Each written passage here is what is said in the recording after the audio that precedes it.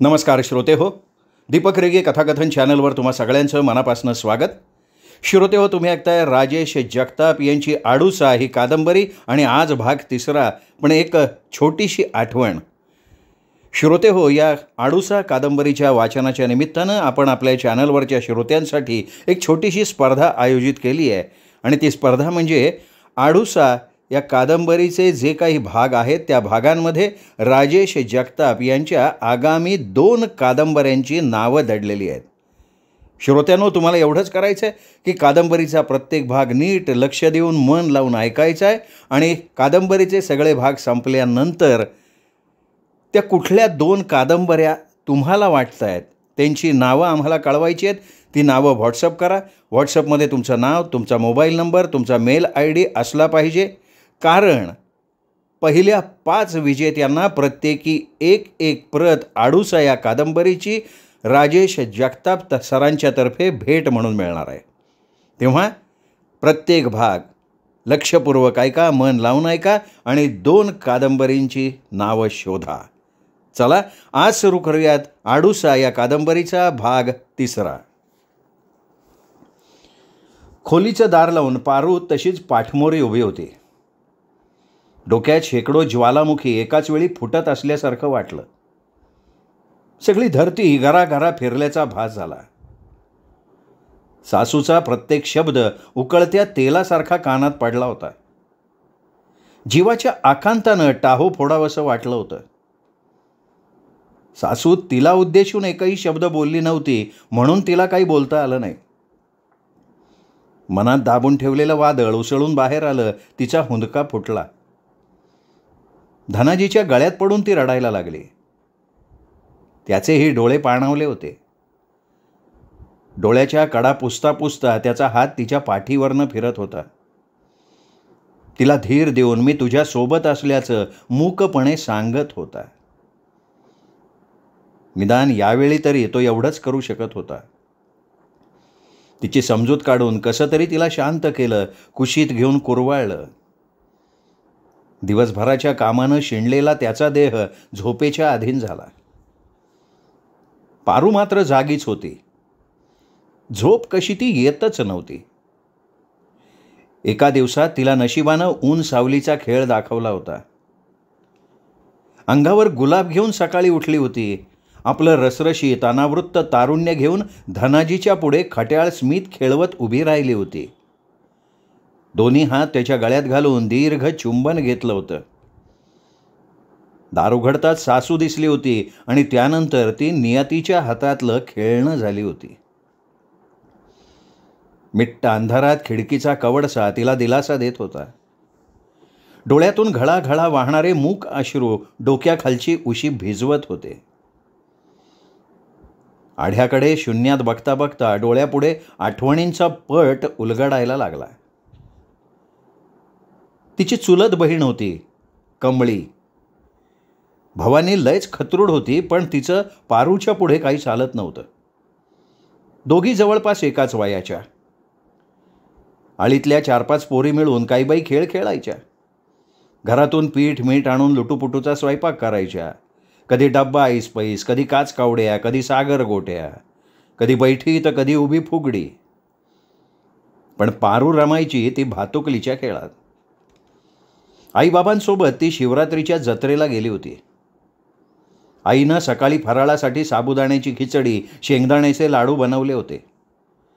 आबांनी गावातल्या वाण्याकडनं पावशेर खजूर आणली होती. खजूर पाहून तोंडाला पाणी सुटलं होतं. पण देवाला निवद दाखवल्याशिवाय फराळाला हात लावायचा नाही असं आईनं बजावून सांगितलं होतं. ज्याला कोणाला धीर धरवत नसेल त्यानं उपास सोडून भाजी भाकरी खावा असंही सांगितलेलं होतं. आई काही कामानिमित्त शेजारी गेली होती. तिनं खजुराच्या 2-3 आठळ्या आणि एक शेंगदाण्याचा लाडू उचलला तेवढ्यात आई आली. पारूनं दोन्ही हातांनी कमरेचा परकर धरल्यासारखं केलं. आल्या आल्या आईनं आंघोळीसाठी पाणी काढलं. आता झाली का पंचायत? आईनं आंघोळीसाठी बोलवलं तेव्हा ती म्हणाली होती, आये आज मी स्वतःच आंघोळ करते, तू मन लावून देवाची पूजा कर. अगं बाय माझे, आज एवढं शहाणपण कसं आलं म्हणायचं हां? आई कौतुकानं म्हणली होती. हसत हसत आई निघून गेल्यावर आपण न्हाणीचं दार लावलं. अगोदर खजूर आणि लाडू खाल्ला. खजुराच्या ब्या न्हाणीच्या भोकातनं बाहेर सरकवल्या. लय मज्जा आली होती. मग ऊन पाण्याचा एक एक तांब्या अंगाव घेत आंघोळ केलती. नवं कापडं घालून आई शेजारी बसून डोळं मिटून देवाला हात जोडले म्हणलं, देव बाप्पा, दर सोमवारी आई उपवास करती, तिला फराळाला लाडू कराय सांग आणि आबाला बी खजूर आणाय सांग. हे आठवताच नकळत तिच्या ओठावर हास्याची एक नाजूक लकीर उमटली. आईची पूजा आटपल्यावर समद्यांना फराळ मिळाला. आबानं गाडी झोपली. आई, तात्या, काकू, कमळी, तिचा बारका भाऊ असे आम्ही समदे जत्रेला गेलतो. म्यान कमळी जोडीनं बसलो होतो. आपली सकाळची लाडू आणि खजुराची गंमत तिला सांगावं असं लय वाटलं होतं, पण ती गप राहिली तर बरं, नाही तर आईला चाडी करायची. आणि तसं झालं तर बाप इडच दसरा दावन. कसं तरी मन आवारलं. दुपारच्याला गाडी जत्राच्या गावात गेलती.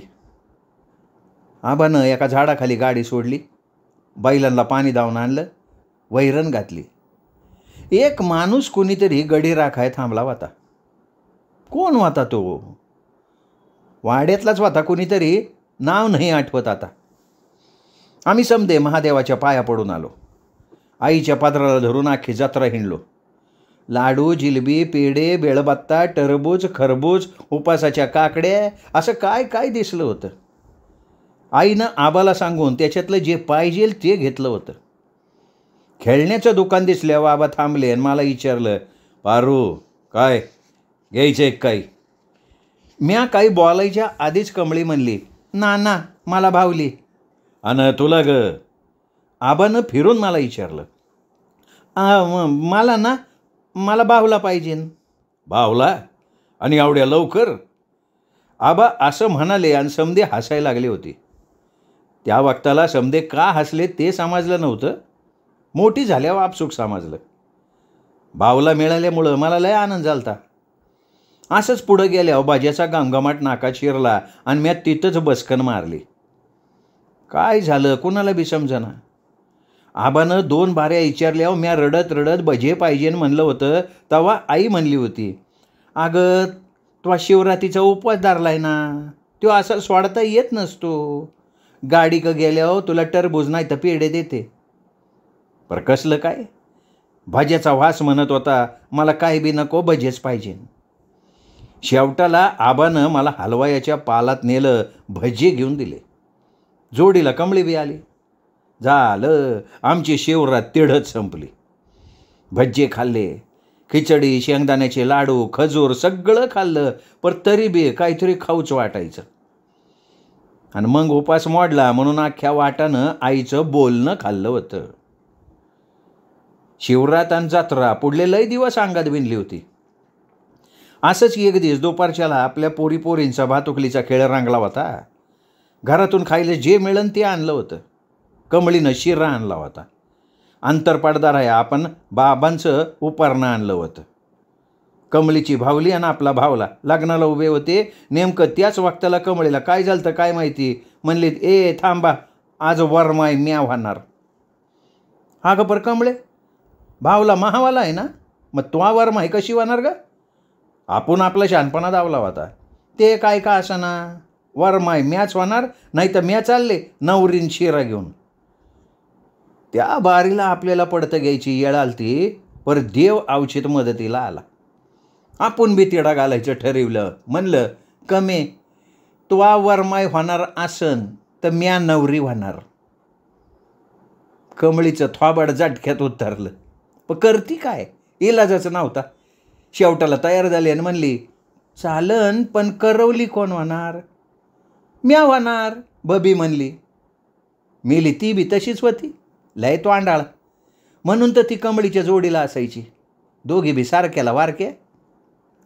अन मग म्या नवरीची पाठराखीन होणार, झुमरी म्हणली. अगं झुमरे, परतवा नवरीची मावशी, चुलती, मामी का भनेस? बबी भुकली. मेलीचं डोळं फुटलं होतं जणू. झुमरी एवढी बारीक पोर आणि ही कुत्री तिला मामी मावशी म्हणली होती. अशी रोसारोशी आणि फुगाफुगी झाल्यावर कसं तरी लगीन लागलं. कमळीचा शिरा आपण समद्याने मिळून परसादवानी खाल्ला होता. तर अशी जेवणाची पंगत बी उठली होती. मग नवरीच्या पाठवणीची येळ आली. आपण खऱ्या खोऱ्या नवरीवानी रडलो होतो. तेवढ्यात कमळीला परत झटका आलता. म्हणली, अगं अशीच नांदाय निघालीस का? अशीच म्हणजे? अगं म्हणजे नवऱ्याचं नाव घेतलं पाहिजे. नाव? मग आपण कोणाच्या लग्नाला गेलतो आणि तिढं त्या नवरीनं काय नाव घेतलं होतं ते आठवायला लागलो. अगं घे की लवकर. बबी कुरकुरली. आपल्याला तर काय बी आठवत नव्हतं. मग स्वतःच्या मनानंच जोडलं. म्हणले, गणपतीला नमस्कार करते दोन्ही हात जोडून. गणपतीला नमस्कार करते दोन्ही हात जोडून. नांदायला आल्यावर नवरदेवाला निनवडून. हे ऐकलं आणि कमळी पेसाळली होती. कमळी रागानं म्हणली, अगं पारे पोर माझं कसं वडून नेते तेच बघते. असं म्हणून कमळीनं भावला वडून घेतला होता. आपल्याला काळीच काढून घेतल्यासारखं वाटलं. आता पायाला कापरं सुटलं होतं. हा नवरा म्हणून आपण हंबरडा फोडला होता. रडून अख्खं घर दणानून सोडलं होतं. काय झालं म्हणून पाहिला समदे गोळा झालते. पर कमळी बी हाटून बसली होती. नवरा देतच नव्हती. झिपऱ्या धरून तुडवावं वाटलं होतं. अगदी तशीच येळ आज आली होती. सासूनं तिचा नवरा ओढून घेण्याचा मनसुबा बोलून दाखवला होता. थोड्या वेळासाठी तिला लहानपण आठवलं होतं. त्या अल्लड आठवणीत ती आजचं दुःख विसरली होती. स्वतःचा येडेपणा आठवून नकळत हसली होती. पण ते हसू जास्त वेळ टिकलं नव्हतं. सासूच्या बोलण्यातला शब्द एखाद्या घणासारखा डोक्यावर घाव घालत होता तिच्या. भीतीने अंग थरथर कापायला लागलं. घाम फुटला. जीव कासावीस व्हायला लागला तिचा. तिने पदरानं अंग पुसलं. दार उघडून बाहेर आली. मडक्यातून तांब्याभर पाणी घेतलं. घटाघटा पाणी प्यायली. सासूला चाहू लागली तसं तिने विचारलं, कोण आहे? मी आहे आत्या. काय झालं ग?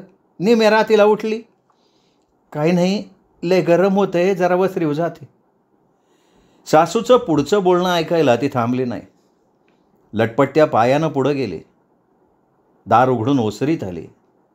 आभाळ दाटून आलं होतं. वाऱ्याचा मागमूस नव्हता. ती तशी चुंबऱ्यावर टेकली. पदरानं वारा घ्यायला लागली. अख्खी आळी सुनसान भकास दिसत होती. असंच भकासपण तिच्याही नशिबाला आलं होतं. ती विचार करायला लागली.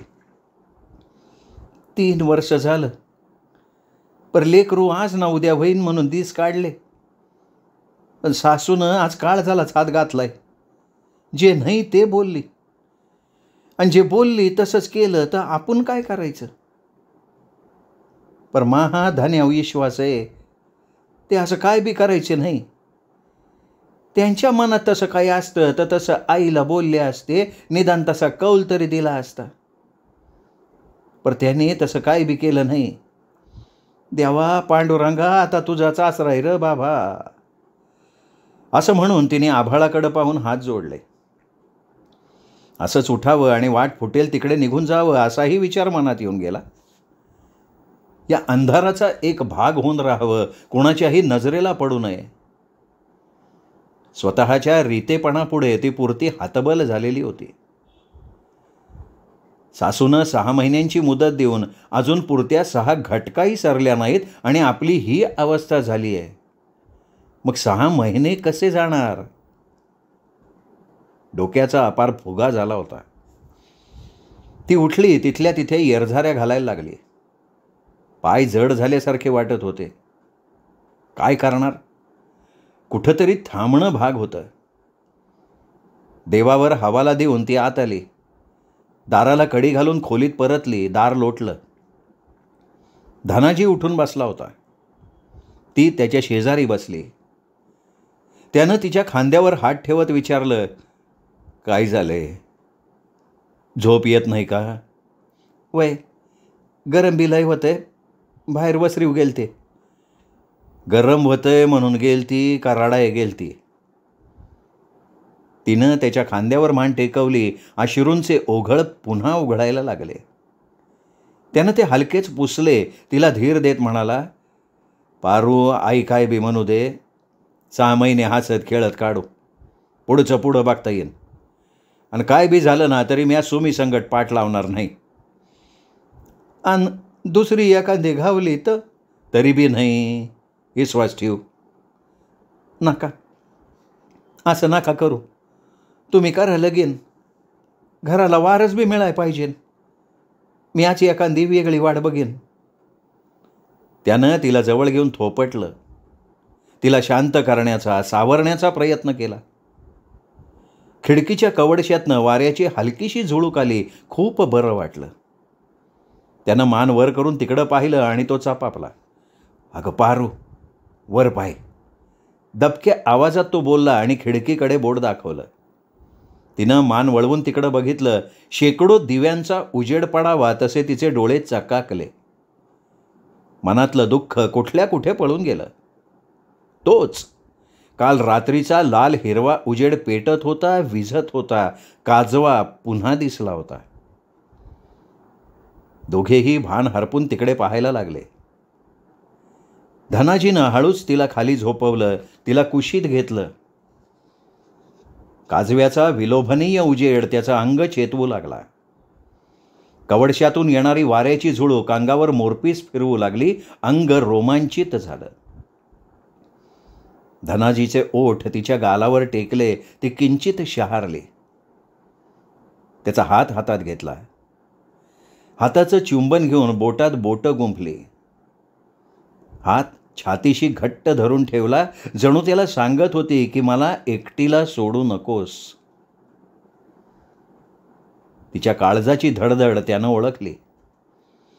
त्यानं तिचा मुखडा वळवून तिच्या तप्त ओठावर ओठ ठेवले.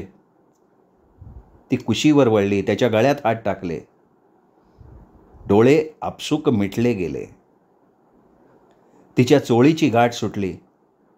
गोरीपान कमळं ऐस पैस फुलली. घामाचा चिरपरिचित गंध त्याला हवा हवासा वाटायला लागला. एक धुंदी अंगभर पसरली. त्याची मिठी घट्ट होऊ लागली. लुगड्याचा आडसर अंगावरनं दूर झाला. खोलीतल्या अंधाराचा डोह खळबळला. कोपरान कोपरा पुलकित झाला. पारिजात मोहरला. चांदण फुलांचा सुगंध दरवळला. मिलनातूर होऊन वेगानं ओढ घेणारी नदी सागराला मिळाली. त्याच्या हृदयातून उसळणाऱ्या लाटा आपल्या अंगावर घेत गुडुप्प झाली. चंद्रबिंब झुळझुळणाऱ्या पाण्यावर झोके घ्यायला लागलं. सगळं कसं शांत शांत झालं. निसर्गाचं एक आवर्तन पूर्ण झालं. कोंबड्यानं बांग दिली. उगवतीनं आळस झटकून टाकला. लाल गुलाबी रंगाची रांगोळी चितारली गेली. पारू उठली. डोळे चुरचुरत होते. ती तशीच बाहेर आली. आकाश स्वच्छ झालेलं होतं. काळ्या करड्या ढगाचा एखादा तुकडाही दिसत नव्हता. मस्त गार वारा सुटला होता. पारूच्या केसांच्या बटा भुरभुर उडवत अंगणात खेळायला लागला. मानेला लढीवाळ झटका देत तिने मुरका मारला. फुलपाखरावानी मंद पावलांनी घरात आली. चूल पेटवून आंघोळीचं पाणी ठेवलं.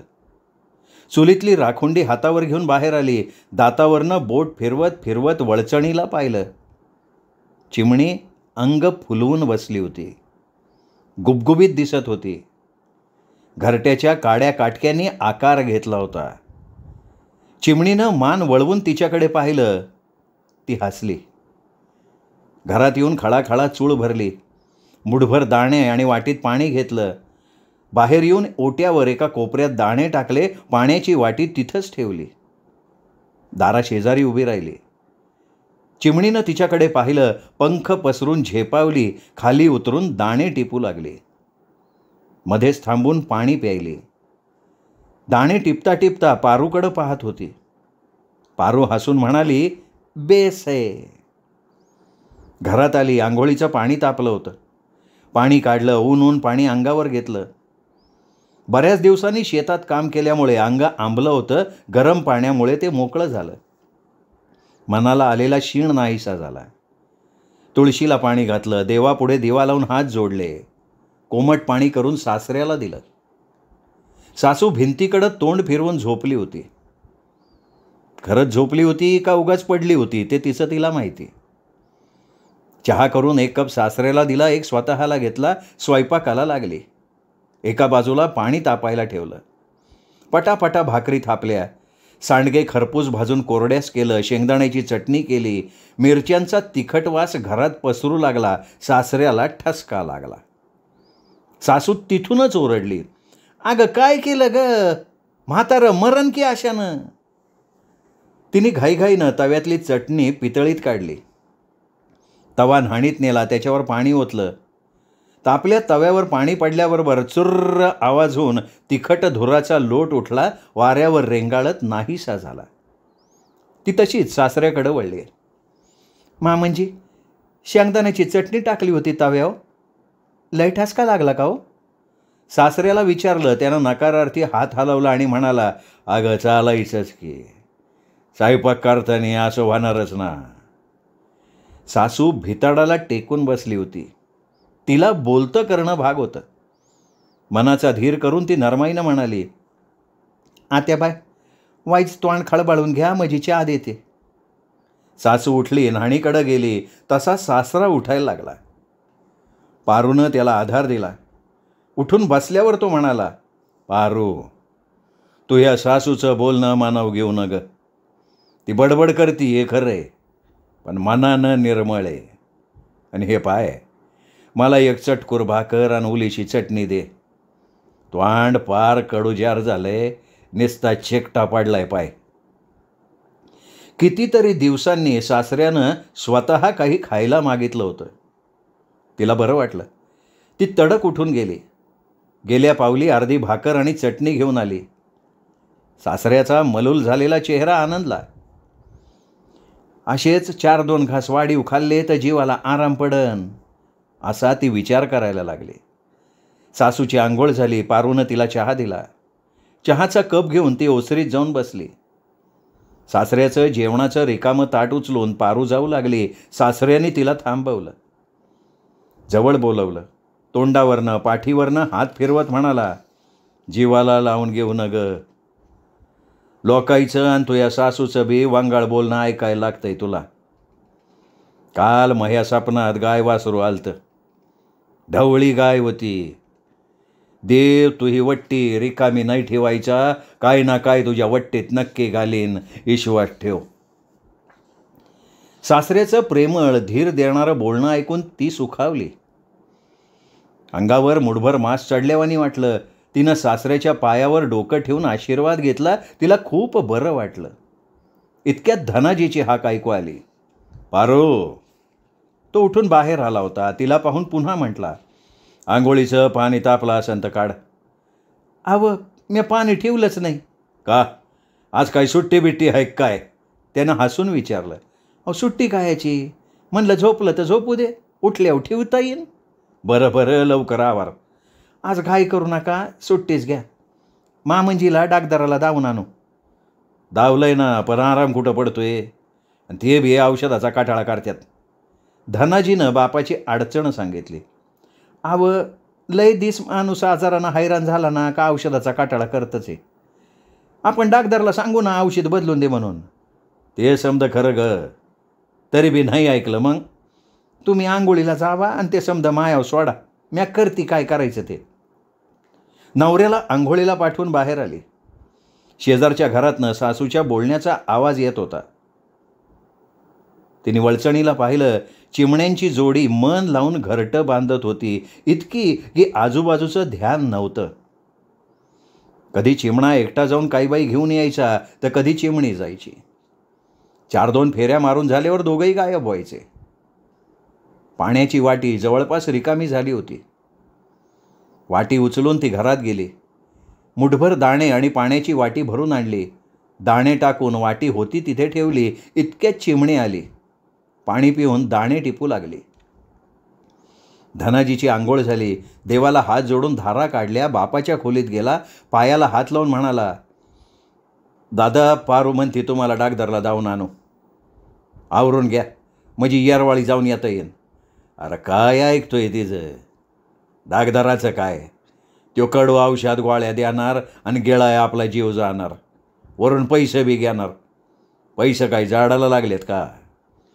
त्याचा विचार तुम्ही काहून करून राहिले? अंथरुणावर पडल्या पडल्या हाडाची काढ करण्यापर्यंत ते काय वाईट आहे? धनाजीनं बापाचं मन वळवण्याचा प्रयत्न केला, पण तो वाया जाईल असं वाटत होतं. बाहेर गेलेली त्याची आई आली. धनाजीला त्याच्या बापाजवळ उभा असलेला पाहून चापापली. म्हणाली, काय झालं रे? नाही काय नाही. मग हिडं काहून उभा? मळ्यात कावा जायचं? तिने थोडं वैतागून विचारलं. मळ्यात नाही जायचं आज. का रे बाबा, आज काय धाड भरली? एक दिस बायको मळ्यात आलती म्हणून वाट घावाना का माळा ओळखू ये ना तुला? ए आहे उगा तक करत नका जाऊ. दादाला दवाखान्यात जाऊन आणतो. म्या जनावराचा पाणी चारा बघतो. तवर तू दादाची तयारी कर. आता मात्र गोदाईचा नाईलाज झाला. ती राग सोडून रंगरावांच्या तयारीसाठी खोलीत गेली. नवऱ्याला म्हणाली, वय व धनू काय म्हणतोय? काय म्हणतोय? येच ना, तुम्हाला गंगापूरला दवाखान्यात नेतोय म्हण. अगं म्या मस नको म्हणलं, पण त्यो काय आहे का ना, मग काय करणार? बरं मग उठा या जाऊन. तिच्या बोलण्यात आग्रह कमी आणि नाराजी जास्त दिसत होती. गोदाईनं रंगरावांची तयारी केली. धनाजी आणि पारूनं 2-2 घास पोटात घातले. पारूनं 2-3 भाकरी चटणी बांधून घेतली. धनाजीनं बैल सोडून गाडीला झोंपले. पारूनं सासऱ्याला हाताला धरून बाहेर आणलं. धनाजीनं बापाला आधार देऊन गाडीत बसवलं. पारूही बसली. गोदाई ओट्यावर उभी राहून तिराहितासारखी बघत होती. शेजारची सकू बाहेर आली. गाडीत रंगरावांना बसलेलं बघून गोदाईला म्हणाली, काकू तात्याला कुठं घेऊन चालले? गंगापूरला डागदरला दावा घेऊन चाललेत. मागं एकदा उभी नेलतं ना, आराम पडला नाही का? नाही तर काही देवाधर्माचं पाहायचं होतं. फुफाटा उडवत लांब जाणाऱ्या गाडीकडं बघत गोदाई म्हणाली, पोरी डागदराचा गुणी आहे ना, देवाधर्माचं काही करायचं म्हणलं तर सोनाच्या अंगाची आग होती. आपण पडलोय आदहून, मग काय तिचंच राज्य. अहो पर बोलून चालून तर चांगली आहे ना, मग तो काहून ऐकत नाही ती? आता काहून ऐकत नाही ते देवाला ठावं. आपलं कर्म म्हणायचं, दुसरं काय. चल बाई पडते जरासं, गुडघं दुखायला लागल्यात. धनाजीची गाडी अर्धा अधिक रस्त्यावर पोचली तेव्हा उन्हाचा चटका लागू लागला. पारूनं सासऱ्याच्या डोक्यावर उपारण्याचा पालव धरला. वारा कसा तो नव्हताच. अधूनमधून एखादी झुळूक आली तरी ती गरमच येत होती. उन्हानं सासऱ्याचा जीव कासावीस झाल्यावर पारूनं धनाजीला गाडी रस्त्याच्या कडेला झाडाखाली घ्यायला सांगितलं. उपरणं ओलं केलं. सासऱ्याचं तोंड पुसलं. पाणी पाजलं. जरा बरं वाटल्यावर गाडी पुन्हा चालायला लागली. गाडी गंगापूरला पोचली तेव्हा बराच उशीर झाला होता. दवाखाना उघडा होता पण डॉक्टर नव्हता. तिथं एक पोरगं बसलं होतं. त्यानं डॉक्टर जेवायला गेले असल्याचं सांगितलं. पारू आणि बापाला तिथेच बसवून धनाजी डॉक्टरच्या घरी गेला. डॉक्टर जेवून तासभर आराम करून येतील असं समजलं. मग धनाजी पुन्हा दवाखान्यात परत आला. पारूनं भाकर सोडली. तिघांनी थोडं थोडं खाऊन घेतलं, कारण डॉक्टरची येण्याची वाट बघण्याशिवाय गत्यंतरच नव्हतं. रणरणत्या उन्हात रस्ते सुनसान दिसत होते. गरमीमुळे दवाखान्यात बसणं त्रासदायक झालं होतं. वारंवार पाणी पिऊनही तहान भागत नव्हती. 2 घटकांनी उन्हं उतरल्यावर डॉक्टर आले. घाई गडबडीनं पोरगं पुढं गेलं. बाहेर बसलेली माणसं बऱ्याच वेळापासून आली असल्याचं सांगितलं. त्याचं बोलणं शांतपणे ऐकून घेत डॉक्टर म्हणाले, बरं ठीक आहे, पाठव त्यांना. डॉक्टरांचं बोलवणं आल्याचं समजल्याबरोबर धनाजीनं बापाच्या हाताला धरून आत नेलं. त्यांना आत आलेलं बघताच डॉक्टर म्हणाले, या या बसा बसा, जरा सावकाशीनं. डॉक्टरच्या समोरील खुर्चीवर रंगाराव बसले. त्यांच्या खांद्यावर एक हात ठेवून धनाजी उभा राहिला. बोला बाबा, काय होतं हे? रंगाराव काही बोलायच्या आत धनाजी म्हणाला, साहेब खोकला लय त्रास देतोय. आन पाणी पार तुटल्यावानी झालंय. तुमच्याकडून औषध नेलतं पर. कधी नेलं होतं औषध? डॉक्टरांनी रंगारावांची तपासणी करता करता विचारलं. हेच की आपलं म्हणजे 2-2.5 महिन्यामागं नेलतं. वय ना दादा? आपण कोण? म्या धनाजी, मुलगा. हे धनुभाऊ, अहो एवढ्या लवकर कशाला आणायचं? चांगलं 5-6 महिने झाल्यानंतर यायचं होतं ना. डॉक्टर नाराजीनं म्हणाले. चुकलं डाक्टर साहेब. रावा आम्ही शेतकरी माणसं, येळच मिळत नाही बघा. आणि दादा बी औषधाचा लय काठाळा करतात. अहो मग आराम कसा पडणार? औषध वेळेवर घ्यायचं नाही, मग आराम पडत नाही म्हणून डॉक्टरच्या नावानं ओरडायला रिकामे. बरोबर आहे ना? हे बघा, आता 15 दिवसांचं औषध देतो. 15 दिवसांनी आठवणीनं परत या. कसं वाटतंय बघू. आराम नाही पडला तर छातीचा फोटो काढून बघू. आणि एक लक्षात ठेवा, औषध वेळेवर घेतलं नाही तर माझ्याकडे येऊ नका. हां, ठीक आहे? डॉक्टरांनी बजावून सांगितलं. घेईन की ही घेईल, पण एक विचारायचं होतं डाक्टर. विचारू का? इतका वेळ गप्प बसलेले रंगराव म्हणाले. हां, विचारा की. म्हणजे असं आहे डाक्टर साहेब, ही शय जरा नाजूकाची. यो धनू महापोरगा या कलाचे, याच्या लग्नाला 3 वर्ष झाल्यात, पण लेकरू बाळ वहिनावं अजून. ती बाहेर बसली आहे, ती यांची मंडळी आहे का? वय साहेब. बरं, एक काम करा, तुम्ही बाहेर बसा, त्यांना पाठवा आणि धनाजीराव तुम्ही सुद्धा या. धनाजी रंगरावला घेऊन बाहेर आला. पारू वाटच बघत होती. धनाजी तिला म्हणाला, पारू जरा आत ये, साहेबांनी बोलवले. मला? आणि मला काय झालंय? तसं काय नाही ग, येतं खरं. पारू आणि धनाजी दोघंही आत गेले. पारूला बसायला सांगून डॉक्टरांनी विचारलं, हां बाई, नाव काय तुमचं? पारू. लग्नाला किती वर्ष झाली? डॉक्टरच्या या प्रश्नावर पारूनं धनाजीकडं चमकून बघितलं. त्यानं इशाऱ्यानं सांग म्हणून सांगितलं. 3 वर्ष झाल्यात. बरं, पाळी प्रत्येक महिन्याला व्यवस्थित येते का? डॉक्टरच्या या प्रश्नानं सर्व प्रकार तिच्या लक्षात आला, पण उत्तर द्यावं लागणार होतं. ती म्हणाली, वय साहेब. ठीक आहे, अजून काही त्रास? नाही साहेब. धनुभाऊ, एक काम करा, वडिलांना घेऊन याल तेव्हा यांनाही घेऊन या. माझ्या ओळखीतल्या एक डॉक्टरीण बाई आहेत, आत्ता त्या बाहेरगावी गेल्या आहेत. आपण एकदा त्यांना दाखवून सल्ला घेऊ. चालेल? चालतंय की साहेब. बरं, मग निघा तुम्ही. धनाजीनं पैसे देऊन रंगरावांचं औषध घेतलं. घरी आले तेव्हा दिवस मावळतीला टेकला होता. पारूनं आल्या आल्या चहा ठेवला. सासूच्या जेवणाची विचारपूस केली. धनाजीनं गोठ्यात जाऊन जनावरांना चारा घातला. चहा घेऊन जनावरं सोडली. बारवावरनं पाणी पाजून आणले. दिवसभराच्या घाईगडबडीत पारूला चिमणीचा विसर पडला होता. देवाची दिवाबत्ती करून ती बाहेर आली. आतुरतेनं वळचणीकडे बघितलं. चिमण्यांची जोडी एकमेकांच्या शेजारी शांत बसली होती. ते पाहून तिच्याही जीवात जीव आला. घरात येऊन ती स्वयंपाकाला लागली. धनाजी आईवडिलांसोबत बोलत बसला होता. डॉक्टरला धनाजीनं सांगितलं का सासऱ्यानं सांगितलं याचा ती विचार करायला लागली. हे आणि उगाची अंगाट मागं लागायचं. डाक्टरनीनं काही येडंवाकडं सांगितलं तर काय करायचं? सासूला तर बोलाय तेवढंच रान मोकळं होईन. बरं, नुसतं बोलून थांबली तर बरं, नाही तर पुन्हा त्या सुमीचं खूळ डोक्यात घेतलं म्हणजे झाली का पंचायत? 6 महिन्याची मुदत दिली असली तरी काय भरोसा? परत सुमीच्या नावानं तळी उचलायची. डोळ्यावर रेंगाळणारी केसाची बट तिने उलट्या हातानं मागं सारली. भाकरी झाल्या होत्या. भाजीच्या भगुन्यात पळी फिरवून शिजले असल्याची खात्री केली. स्वयंपाकाची भांडी धुवून ठेवली. पिठाचा डबा कोपऱ्यात सरकवला. पदराला हात पुशीत बाहेर आले. वैव, जेवून घ्या म्हणजे आवराय बरं पडतंय, तिने धनाजीला सांगितलं. वाढ दादाचं ताट आदुगाराण, औषध घ्यायचे. सगळ्यांची जेवणं झाली. तिने भांडी आवरली. सासऱ्याला औषध दिलं. बाहेर गेली. एक हळवी झुळूक अंगाशी लगट करून गेली. घामानं भिजलेलं अंग जरासं सुखावलं. काळोखात गडप झालेल्या वाटेनं क्षणिक सुखावणारी ती झुळूक फिरून येईल म्हणून ती थांबली. ती आली, अंगाला गुदगुल्या करून पुढे गेली. पारूशी पाठशिवणीचा खेळ खेळू लागली.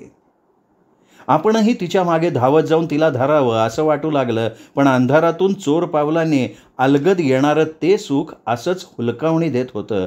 धरू धरू पाहता हातातनं निसटून जात होतं. पारू, धनाजीची हाक कानावर पडली. ती लगबगीनं घरात गेली आणि तो बाहेर आला. पारू, आईचं पाय सोडून दे, म्या जरा गोठ्यातनं चक्कर मारून आलो. तेलाची वाटी घेऊन ती सासूकडे गेली. तेलानं पाय चोळून दिले. सासूनं हुंका चू केलं नाही. ती उठली. तेलाची वाटी जागेवर ठेवून खोलीत आली. थोडा वेळ बसली. खिडकीचा कवडसा दिसत नव्हता, तोही गप्पच होता. तिने अंग टाकलं. डोळा कधी लागला ते समजलंच नाही. श्रोते हो, हा होता आडूसा या कादंबरीचा 3रा भाग. 4था भाग उद्या. तोपर्यंत नमस्कार मित्र.